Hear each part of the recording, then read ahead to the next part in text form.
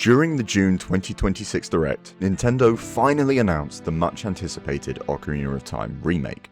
Though the teaser we were given was very small, the game is set to release this year, so it won't be too long before we see more. While this game had been leaked before the reveal, a lot of the signs were there.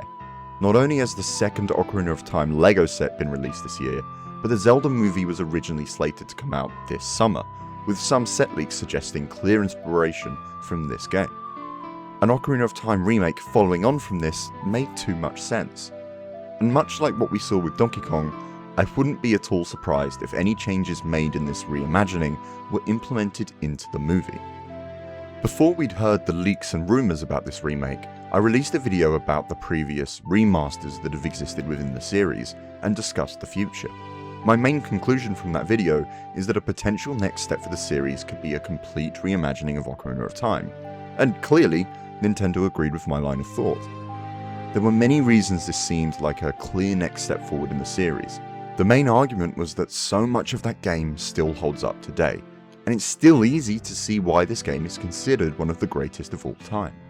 The question is, how will this game translate for the newer audience, and can it cement its place as one of the greatest in the current generation? We should start by having a look at the little we can take away from the teaser trailer. It begins with the voice of an unknown narrator, with dialogue not too dissimilar from the original game's opening. It tells the beginning of the story, describing the Kokiri and the boy without a fairy, while showing small glimpses of a tapestry depicting this story. This all but confirms that the remake will have full voice acting, potentially with changes to the dialogue. It's likely that this will be paired with completely updated versions of the game's original cutscenes, and potentially even some new ones altogether. The teaser then gives us one small look at the game in-engine, showing Link asleep in his house. This is a new version of one of Ocarina of Time's opening scenes, where Link is having a premonitory dream of his first meeting with Ganondorf, with the Triforce mark glowing on the back of his hand. We can see that Link is wearing a new take of what is the Kokiri tunic, with levers over the top which depict the Kokiri symbol. Personally, I love this outfit. His tunic seems to be made of woven fibers. Designing the Kokiri outfit to look like something that the Kokiri children themselves would make from things in the forest is a great additional detail. It also further makes Link seem so different to other Hylians. A child from the forest wearing leaves and grass, trying to save the kingdom. I love it. You can also see what looks to be his hat on the left side of the room, with some kind of beads or berries attached, further making his outfit suit a kid from the forest. Though what is more interesting to me about this is the implications it has for adult Link's outfit. It's very unlikely that adult Link will be wearing the same outfit he wore as a kid, but instead wear something that's quite the upgrade. I will talk a little more about this later on, but I want to see this drastic difference in Link's outfit reflect the change in the timeline. A big part of Ocarina of Time's identity is how the world drastically changes in 7 years to something much darker and more dangerous. And this outfit change could also reflect this, from being a boy from the forest on an adventure to a hero that has to save the kingdom. There is tragedy in this part of the story, and seeing Link go from wearing a grass tunic with a hat to a warrior in chainmail could be very impactful. Also, I think there's a good chance we'll see this in the other outfits Link wears. It's likely that the fire and water tunics might add a little more detail than just a colour change, but we'll have to wait and see.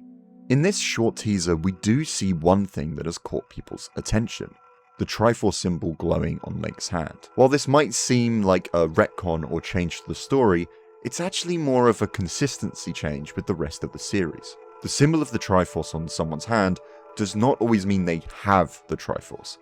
Twilight Princess is a little tricky. Although there are many great theories on what happens with the Triforce, it's never properly explained officially. The only dialogue that references it is stating that Ganondorf has the Triforce of Power through some divine prank of the gods. There are some subtle suggestions in the series that the Triforce exists outside of linear time, and that the end of Ocarina of Time and the change in the timeline do not align what happens with the Triforce. Thus, it remains split even though Ganondorf never touched it. But this is a good conversation for another time. What we're seeing in this teaser is more akin to what we've seen in other games such as Skyward Sword, where the symbol is representative of the ability to be a vessel for said piece of the Triforce. Skyward Sword Link obtains the symbol of all 3 pieces of the Triforce during his journey to obtain the 3 sacred flames, and is later able to obtain the entire Triforce. In fact, even all the way back to the second Zelda game, the symbol has meant that the individual was worthy of that piece of the Triforce, such that if the Triforce was split, they would then inherit that piece. So it's likely, and also consistent, that Link having the symbol of the Triforce of Courage on his hand here means that he is the potential vessel for the Triforce of Courage, as he represents courage itself, and it alludes to the fact that he will inherit the Triforce of Courage when it is split. As a final note on this teaser, one of the main things that I'm excited for is the score. A fully orchestrated version of any Zelda soundtrack would be special, but Koji Kondo's original score for Ocarina of Time is almost beyond iconic. Many of the themes created for this game were carried forward for the rest of the series and define what Zelda sounds like. Koji Kondo managed to capture such a dynamic range of emotion within the soundtrack. Tracks like Saria's Song or the Song of Storms have a chaotic whimsy to them, but others such as Zelda's Lullaby and Epona Song are so emotional and timeless. Even outside of Zelda games, I hear people use songs in the background of thousands of videos, even short-form videos across all of social media. I wonder if this remake will surprise people with the origin of some of these songs. So now that the limitations of the N64 are no longer a factor, the score has the opportunity to be just as impactful all over again. And hearing even the smallest sections of some of these songs in the teaser trailer got me incredibly excited. So is now a good time for a remake of this game? I will reiterate something I stated in my previous video. The original Ocarina of Time still exists. In fact, you can play it on Nintendo Switch Online or via many other fan-led avenues. So if you do not feel the need for this remake, that's perfectly fine. But you're more than welcome to still play the original anytime you want. Furthermore, Nintendo is an enormous company. I wouldn't be worried about this replacing a new entry in the series. For many years, Nintendo has developed various Zelda projects in parallel, so it's not at all likely that this remake has changed the timeline for the next Zelda, but exists to tie people over. This remake is for longtime fans for sure, but almost more importantly, this remake could be a great way to get the new generation of players into the game and the series. Many young people will find Ocarina of Time, a 28-year-old game, a bit too dated. And that's not just the graphics and frame rate, but gameplay-wise as well. While the dungeon design from that game is certainly not too easy for newer fans of the series, other aspects can be. So yes, many people are excited for this. This can be something great for new players, and no, the existence of this remake isn't going to change the next entry coming out. The visual changes are something that people will be talking about for a long time, and for longer still once the full game is out. I want to clarify something that I'm currently seeing a lot of online. This game is being criticized by some for using a realistic art style. I personally don't find this to be an overly realistic art style at all. Having high polygon count and detailed textures does not mean that the game does or is going to look photorealistic. From Link's eye shape alone, it's clear to me that this game is still going along with a look that's representative of the game's original vision. At best, I would call this stylized realism, which is what the team was aiming for with the original game. Twilight Princess was made to be a return to form, a natural evolution of Ocarina of Time style, and the remake looks to be following on from that, a continuation of this art style. Of course, all of us just need to wait for Link's eyes to open, at the very least, before we can truly judge. But like almost every Zelda game before it, I have no doubt that it will be a style that fans will grow to love. Right now is a time for speculation. What might we expect from this reimagining? Naturally, the main thing that many of us will be thinking about with a remake of such a beloved game is the changes that will come alongside it. How different will this remake be? There's no way to be certain right now, but I thought it would be interesting to talk about what should probably stay the same and what would make for a good change in a modern interpretation. In terms of what should stay the same, the main thing that comes to mind are the dungeons. This game has some of the best dungeon design in the entire series, and is a big part of why this game is worth revisiting today.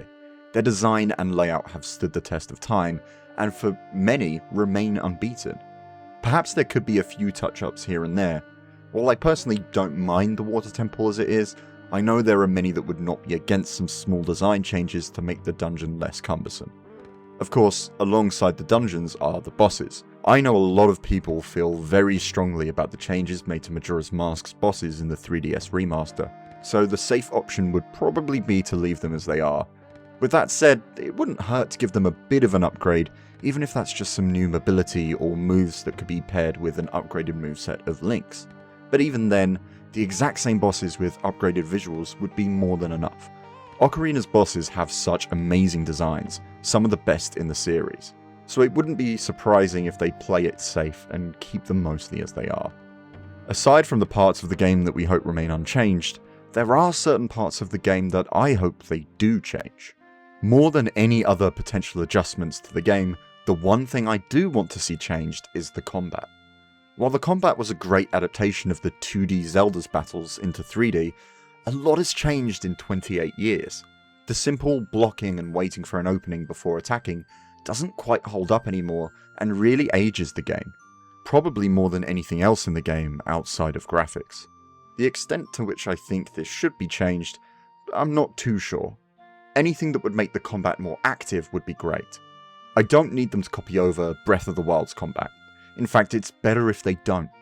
Breath of the Wild's combat is mainly designed for larger groups of enemies, where you can use the surrounding environment and various other methods to take down camps of enemies. Ocarina of Time was always more focused on 1v1 combat. More importantly, Ocarina's combat always felt heavier and more precise, and this should be carried forward. Even if they just changed how you evade attacks or add in a parry so that you don't have to wait your turn, but could instead take it, this would be a big improvement. It also wouldn't hurt to give Link a few flashier moves or animations.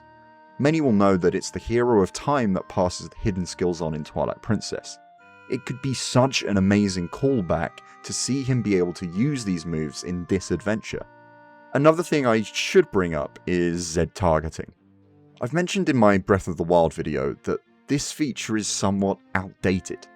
Not the ability to target an enemy and lock the camera, but how you need to use Z targeting to access many of Link's moves, such as guarding and dodging. I felt very strongly about this with Breath of the Wild, that having moves that are locked behind targeting a single enemy, when a lot of the combat is focused on groups of enemies, felt like the wrong decision, like they were holding onto this outdated feature. Although group combat isn't the focus of Ocarina of Time's combat, I can't help but bring up this thought again. Though, in all honesty, I can't quite make up my mind if it's a needed change for this remake. Who knows, this remake might add larger groups of enemies, or even shake up what Zelda combat really is for the series moving forward. So again, I guess we'll have to wait and see. There's another change that I really wouldn't mind seeing that might be a touchy subject for some. Now, I want to preface this by saying, I do not want the Ocarina of Time remake to play like Breath of the Wild at all. This really should be a return to traditional 3D Zelda. Having said that, I think that Hyrule Field itself should see some improvements in the things to do. The area itself is quite barren. While it's great to roam around there with Epona, outside of Poes and a few underground grottos to find, there isn't that much to do there. I'm not saying they should add tons, but making Hyrule Field a little more fresh to explore could really make the remake stand out. Speaking of areas to explore, we could see a significant change to Castle Town, especially considering we might see the fixed camera angles completely removed. And again, while I don't think anyone really wants this game to be like Breath of the Wild at all, it could still be interesting to have Hyrule be one large area without loading zones. The technology is certainly there now, so will all areas be impacted by the day and night cycle? Will we see a livelier castle town with citizens having their own homes and routines?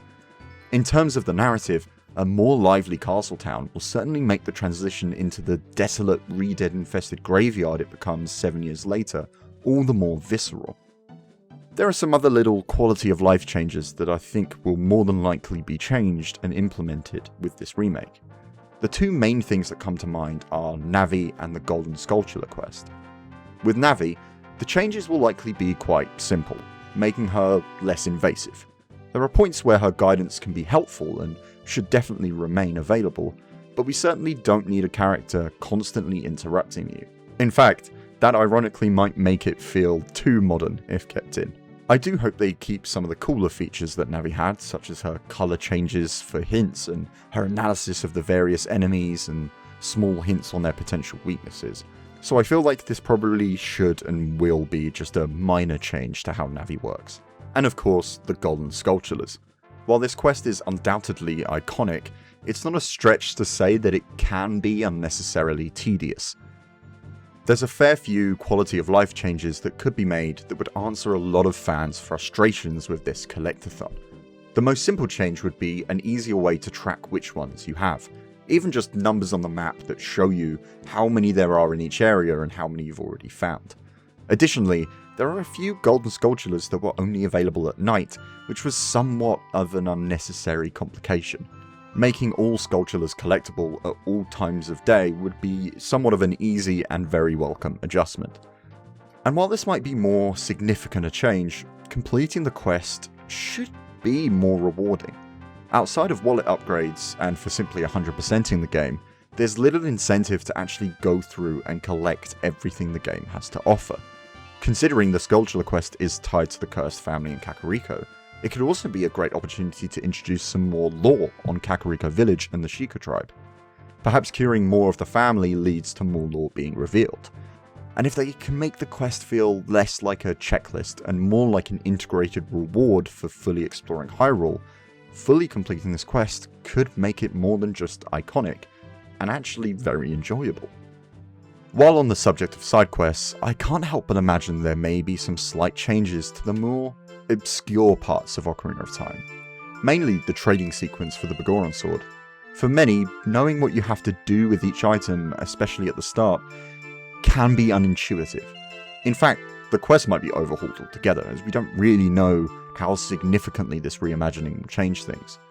There might be some other changes in other parts of the game, such as more hints on what to do with the Goron rolling around in Goron City. I know for a fact this stumped me as a kid for what felt like an eternity, but maybe that's just me. I can appreciate why changes like this may be made, though I do hope that the overall difficulty is not lowered, and especially when it comes to the dungeons. I'm also not against the idea of a few additions to the adventure in between dungeons. Twilight Princess was especially good at expanding on the set pieces between dungeons, and I think some little additions could make this remake something really special. Mainly I just want to see some of the original art from the game idealized, and the only thing that really comes to mind is the artwork showing Link and Sheik fighting alongside each other against Ganondorf's army. I'm not entirely sure where it could be added, but it would be a great way to showcase any potential improvements to the combat, and of course, who wouldn't like to see a little bit more Sheik? While Ocarina of Time is a great full package, there is actually a fair bit of cut content that we know about. One cut idea that has a chance of re-emerging is the ability to actually use the medallions you collect as abilities. Each had their own very unique ability, many of which were later translated into the 3 spells that you obtain from the Great Fairies. This change might end up being reversed.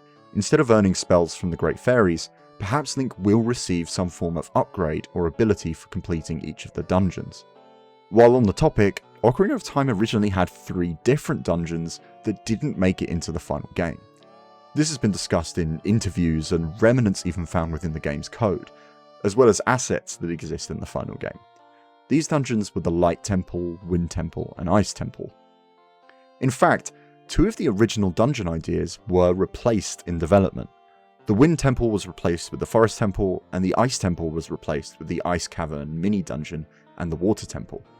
This is why the medallions for those temples look the way that they do, as they remain unchanged. Since Ocarina of Time was released, all of these ideas have been implemented elsewhere in the series, similar to what happened with Wind Waker's original 3rd dungeon. Certain developer interviews also suggest that a lot of these ideas were actually used in Twilight Princess. This is likely why Twilight Princess had a very different set of dungeon themes in its second half, fully realizing Ocarina of Time's original plan and incorporating cut ideas from 2 games. It certainly explains Twilight Princess's large dungeon roster, all of which have incredible and original ideas across all 9 of them.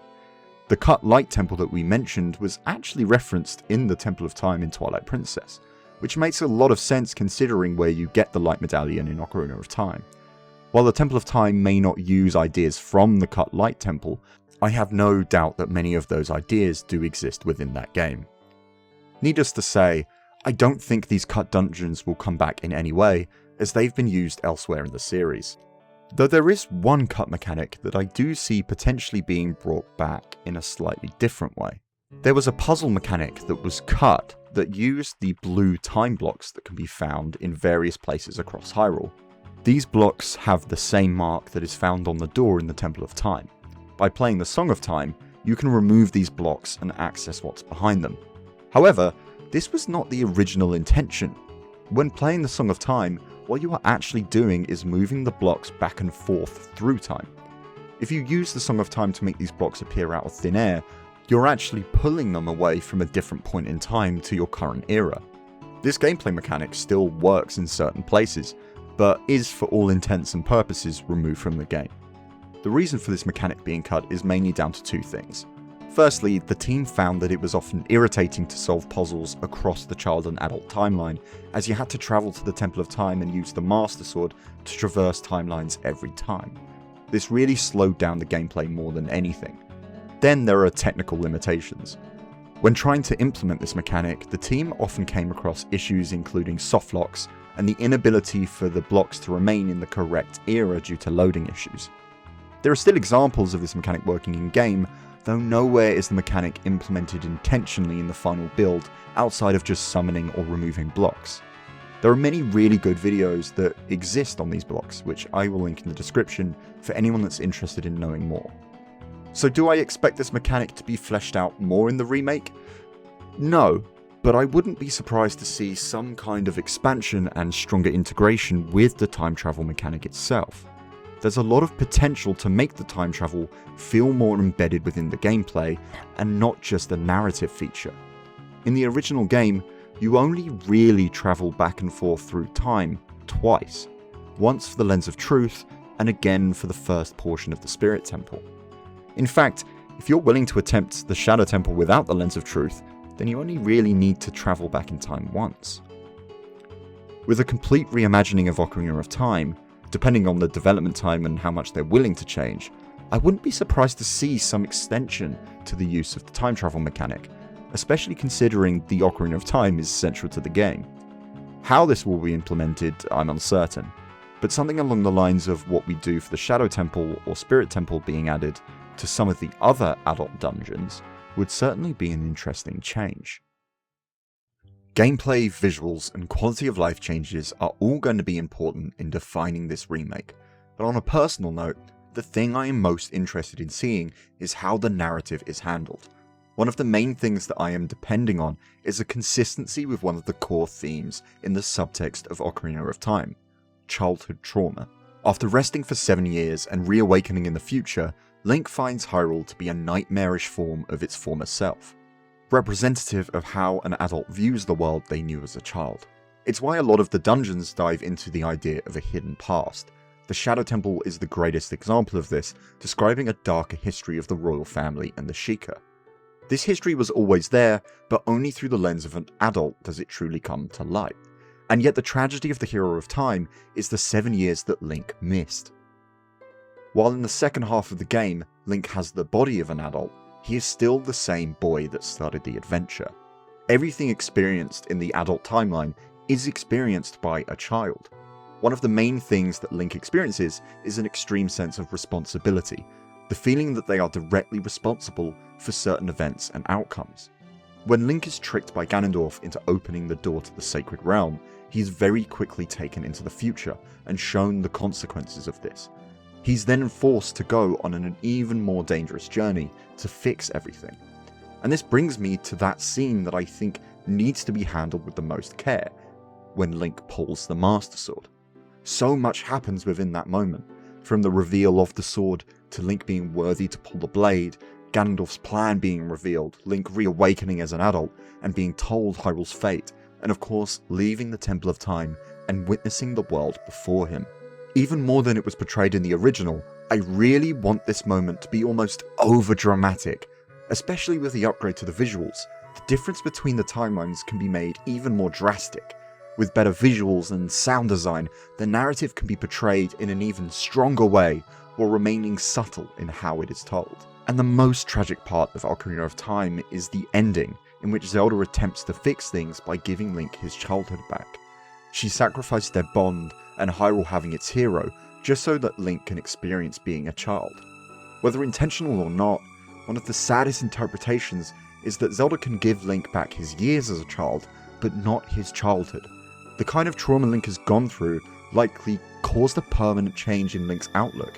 It's part of the reason why Link goes straight back to Zelda, and this theme is explored even further in Majora's Mask. Link is more of an adult in Majora's Mask than he ever is in Ocarina of Time. Despite being given back his childhood, Link manages to find another way to give himself a self-imposed responsibility to save yet another world. That game is all about someone who can't escape their childhood trauma, which is why the sequel is so impactful. And in Ocarina of Time, with this remake, you almost don't want to wake Link up knowing everything he's about to go through. With a complete reimagining, I hope that they really stick the landing with portraying this game's narrative and its strong underlying themes. In fact, the more detailed art style can really help enforce this contrast between the child and adult timelines, so I really do think it was a great choice. This remake carries heavy expectations. In fact, there are very few games that have such a large gap between its original version and their remake, and there will be even more pressure on this game, considering that it's still one of the most critically acclaimed games of all time. I don't think it's a stretch to say that Ocarina of Time is one of the most important games in the industry, and holds a special place in the hearts of millions of players. The visuals, gameplay, and narrative all need to be handled with care and respect. Only time will tell how this reimagining will hold up against expectation. But all in all, I'm very excited for it. With minimal changes, I get to experience this game all over again. And yet, with the right changes, this could also be a masterpiece of the modern era. There will be more from me regarding this game, so until then, take it easy. Oh, and I have a sneaking suspicion that Link might get a cape. Just a note.